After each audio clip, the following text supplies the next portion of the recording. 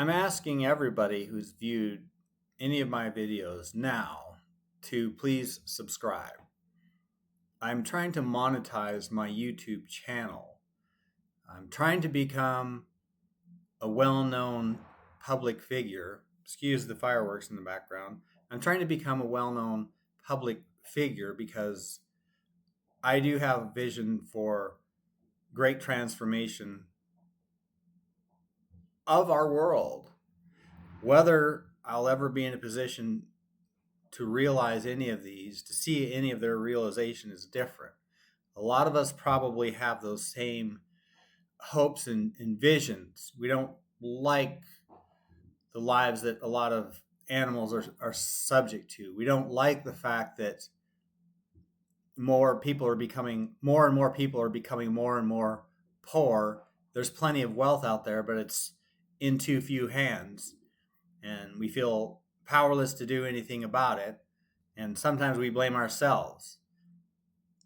There has to be a way out. Now, I'm an idealist. If you're holding on to my every word and saying, what is it we need to do?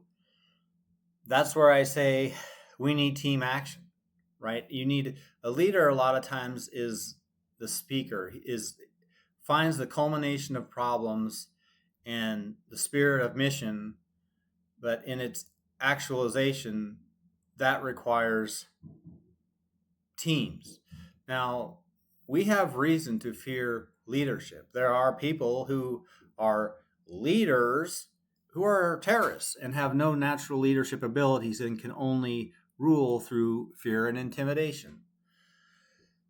But those who do show natural leadership abilities oftentimes are considered threatening to an order because we do promise to bring great change, to bring revolution, but positive, transformative, affirmative change. You say, so, for example, what? For example, how animals are treated, how all this land, there's a lot of land that's not being used for anything and it's in too few hands, and there are too many bodies who are squeezed and cramped into small spaces. There needs to be some reallocation of space, and this has to do with transformation of distribution of wealth. It has to do with how we view other life forms, creatures that are not human, trying to regard them more akin to ourselves and less as something inferior.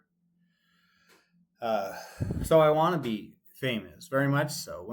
I always had this sort of complex about it. Like in my 20s, I thought, well, I want to be a famous writer. Of course, the work I was doing then was not good enough for reasons that are clear.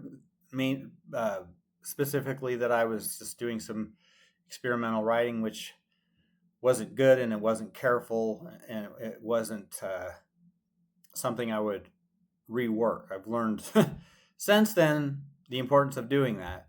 But all the same, I knew that I had talent as a writer and I envisioned myself as a famous writer, but I almost kept myself hidden then. My talent's hidden because I thought I don't want to become famous because it could ruin me.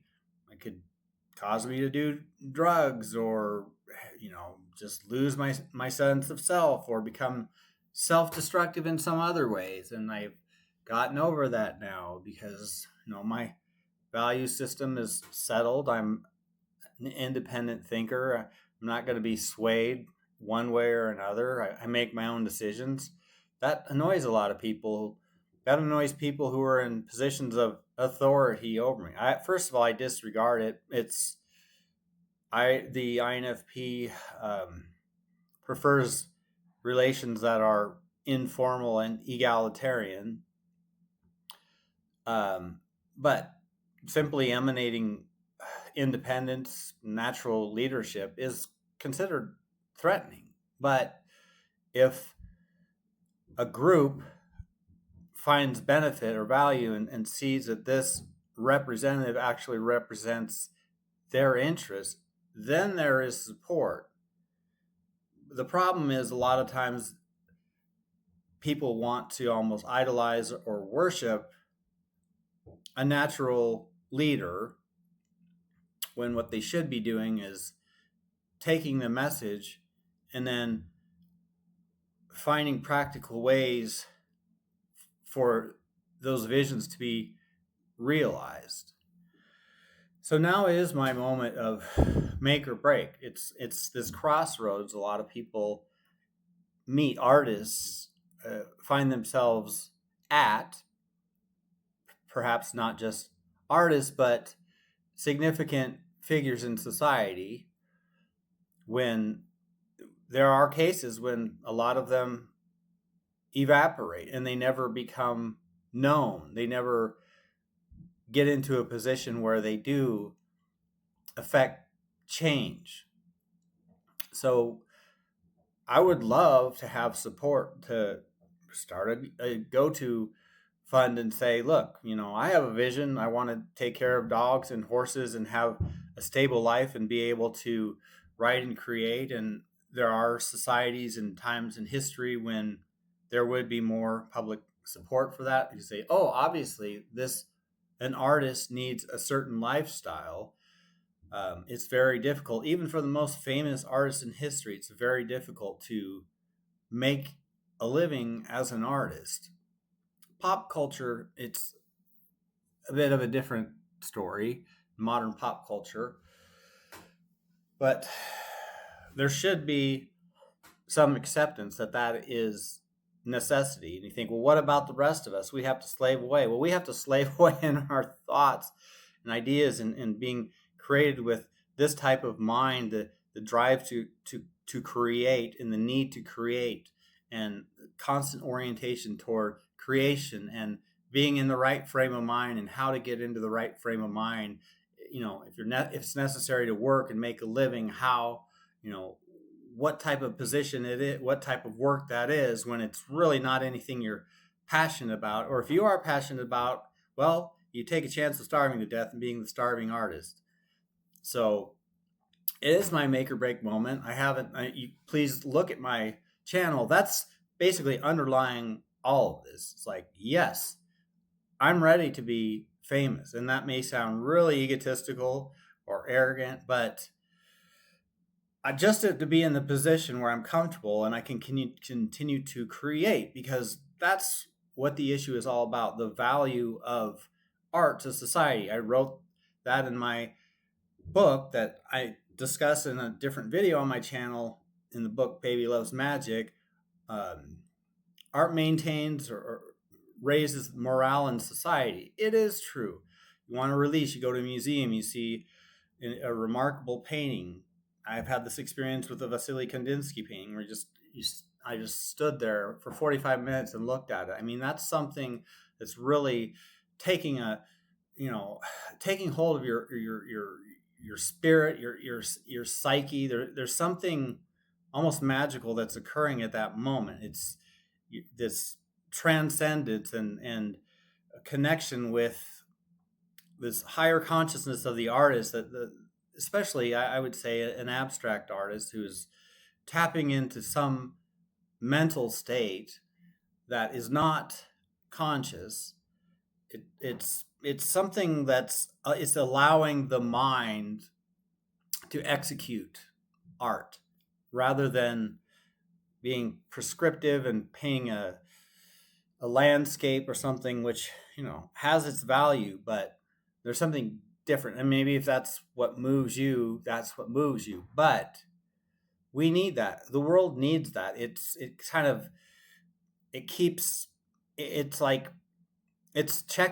the world checking in with itself, saying, okay, this is a human giving a representation of a culmination of feelings and experiences done abstractly or summatively.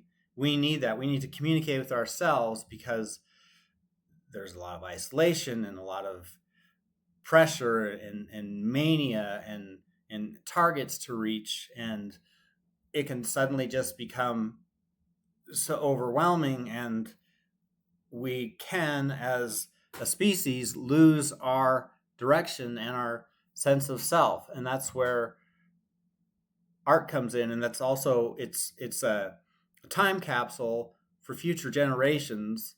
We are creating history, we are recording history as artists for the future to see. And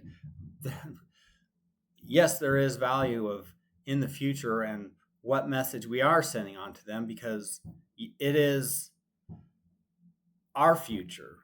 Even when we are no longer alive, we have a future as humans, as creatures, as living organisms in this universe.